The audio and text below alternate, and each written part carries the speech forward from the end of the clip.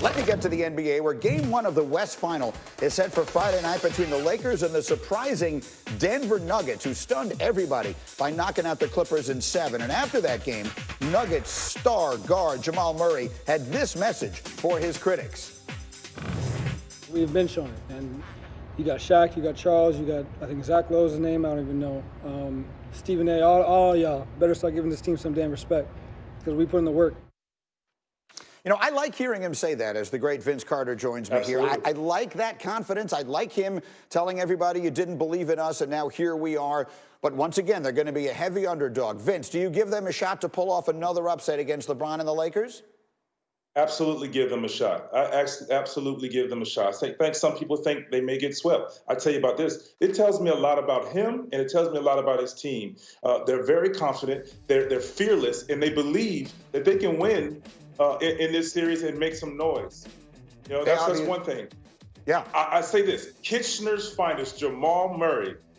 He's from Kitchener, Ontario, Canada, and he's not afraid of the moment. As you see, he called us out, and what made me a believer is when he said, they got to worry about us too. I was like, you know what? I think they win Game 1. The Lakers have lost Game 1 in each of their 2 previous series, so we'll see if Denver takes this momentum in. As you look at the matchups, what to you is the biggest key in that West Conference Final? I have 3 keys. I say, first of all, who can win the AD Jokic matchup? It's very important because I think when one is dominating, they're going to start demanding. They're going to start demanding, you hear me, double teams. And when that happens, they get a lot of open jump shots on both sides. 2, can the Lakers make jump shots? We know LeBron's going to do what he's going to do. He's been to the finals. He's very experienced, and he's very cool, calm, and collected in this series. But can the Lakers as a team knock down open jump shots? And lastly, can someone slow down, once again, Kitchener's finest, Jamal Murray, who's playing at a very high level with a lot of confidence, and he's doing what he needs to do for his team. So those are the 2 teams left in the Western Conference. Let's talk about the one that is no longer playing for that, the title favorites, the Clippers. Now that we've had sort of a day to digest it, Vince, what is your overall thought on what happened to them? I mean, the first and foremost, we know they're going to say Doc Rivers is going to be on the hot seat and all that. I think he's fine. Number one, you're going to blame the star players.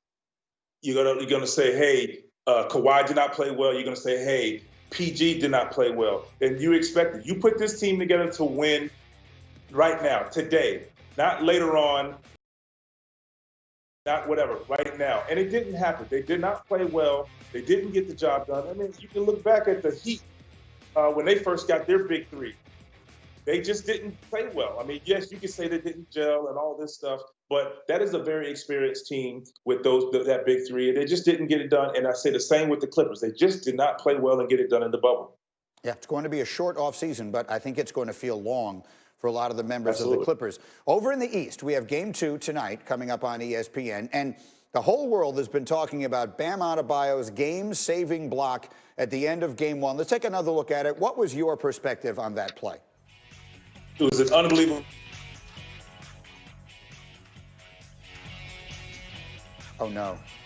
I believe we have lost Vince's signal, which is such a shame because I so want to hear his perspective on 4 California schools are and 2 Oregon schools. How quickly that happens will determine their return. Now, the Pac-12 presidents and chancellors are meeting on Friday, where I'm sure all of this will be discussed. But then beyond that, their timetable also includes the testing that they got. The new daily testing will be on each campus by the end of this month. Following that, there's a short time period. They need to train everyone how to use those tests and know the testing protocol. And then they determine, you heard Larry say, they want ideally 6 weeks to train to properly play a football game. The Big Ten has condensed that, as you know. Their doctors and physicians yesterday said, we're okay with that. We'll see if the Pac-12 might change its mind. And as Larry Scott said yesterday, push the envelope to get back faster. Yeah, because, I mean, excuse me, the clock is ticking in every conceivable way. Paul, what would the significance in your mind be of the Pac-12's return? It would be great to have them competing, but Greeny, I don't think it's going to be a big factor. If you look at the Pac-12 objectively, there's really only one school, Oregon, that may play big into the playoffs. And I'm not going to sit here and talk about the Pac-12's ineffectiveness in the playoff over the years. Oregon played for the championship. They've had other schools in, but they have not been a serious contender. The big story was the Big Ten. I mean, they do matter in the playoff, but I mean, everyone would love to see the Pac-12. I don't think they're going to make it in time for the playoff, but you know, that's their own fault. They've been sitting around moving forward toward a spring ball while the Big Ten realized their mistake and got right to it.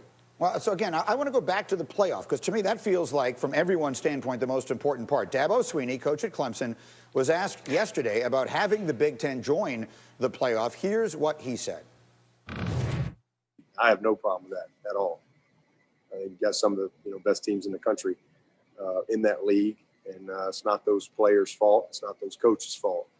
I'm just glad that they're getting an opportunity to get back to playing. I think whoever wins this has got a chance to be maybe the greatest champion ever, regardless of how many conferences. With all that's been in play and all that everyone has had to deal with, especially these young men.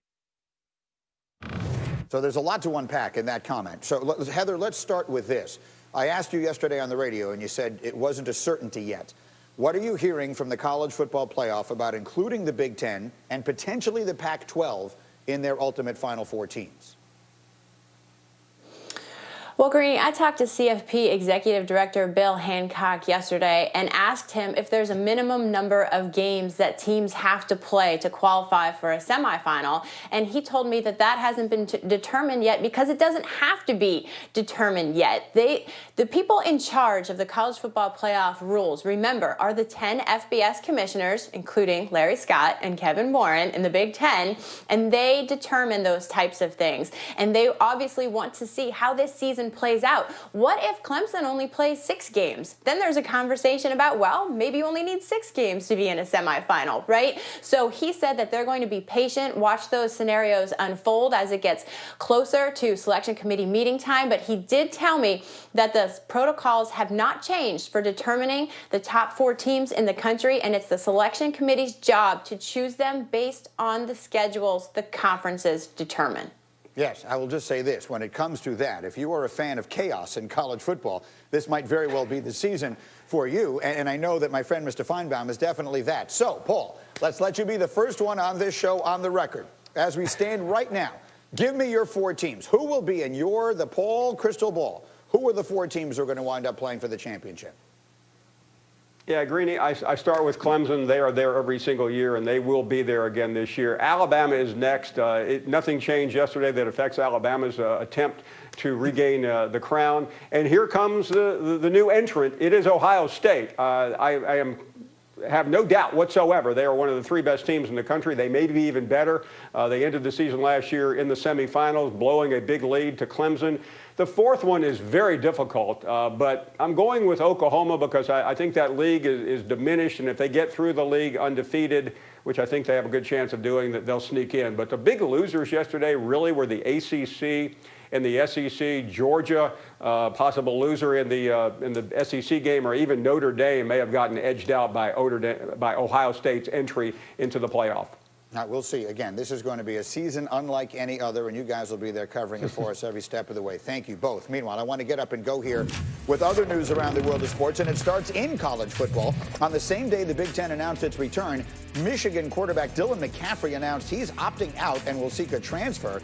He fell behind as he competed for a starting quarterback job. He's the little brother, of course, of Christian McCaffrey. In other sports news, the NCAA men's and women's basketball seasons will begin November 25th, the day before Thanksgiving. The Division I Council voted to push the start date back from the original date of November 10th as one of several precautions against the spread of the coronavirus. Elsewhere, LeBron James now stands alone in All-NBA recognition history, getting there unanimously. He was revealed yesterday as an All-NBA player for a record 16th time.